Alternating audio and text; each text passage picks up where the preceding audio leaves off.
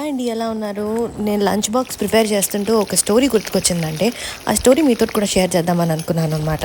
ఒక ఊర్లో ఒక పాండ్ దగ్గర అంటే ఒక చెరువు దగ్గర ఒక స్వాన్ వచ్చేసి పక్కన నిల్చొని ఆలోచిస్తుంది. ఇక్కడి నుంచి నేను అక్కడికి ఎలా ఎగరొచ్చు?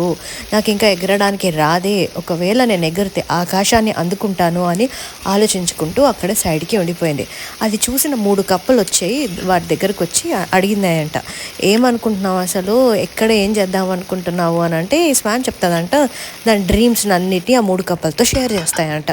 అయితే 3 కప్పలు ఏం చేస్తాయంటే ఆ దానిలో ఉన్న మురికిని అంతా పక్కకి తీసి పాండ్లో ఉన్న మురికిని పక్కకి తీసి క్లియర్ వాటర్గా చేసి అంటాయంట, స్కై అనేది నిజమైంది కాదు, అది ఎంత ఎగిరినా నువ్వు అందుకోలేవు.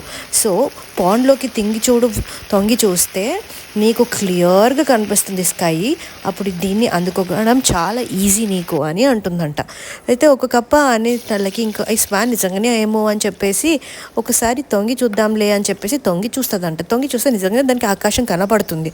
కనపడగానే అది అనుకుంటుందంట, ఒక్కసారి నేను ఆకాశాన్ని నేను అందుకోవాలి అన్న దీనిలో దాని దగ్గరికి వెళ్ళి నీళ్ళ లోపలికి దగ్గరికి వెళ్ళి ఒక్కసారి కాలు పెడదామని అనుకున్న టైంలో లోపటి నుంచి ఏదో బుడగలు వస్తాయంట.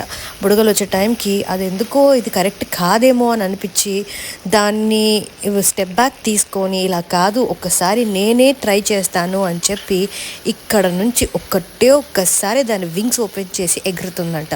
అప్పుడు ఇక్కడి నుంచి అక్కడికి ఒడ్డుకి ఇంకొక ఒడ్డుకి అటు సైడ్ చేరుతుందంట. ఆకాశానికి కూడా అంతే పైకి ఎగురుతూ వెళ్ళిందంట. అంటే నేను చెప్పాలనుకుంటుంది ఏంటంటే యాక్చువల్గా మనం లోకంలో చాలామందికి మన జీవితంలో కావాల్సిన డ్రీమ్స్ని అన్నిటిని మన అనుకున్న వాళ్ళతో షేర్ చేస్తూ పోతామండి. కానీ వాళ్ళు నిజంగా మన వాళ్ళేనా, మన మంచి కోరే వాళ్ళేనా అనేది మనకు నిజంగా తెలియదు.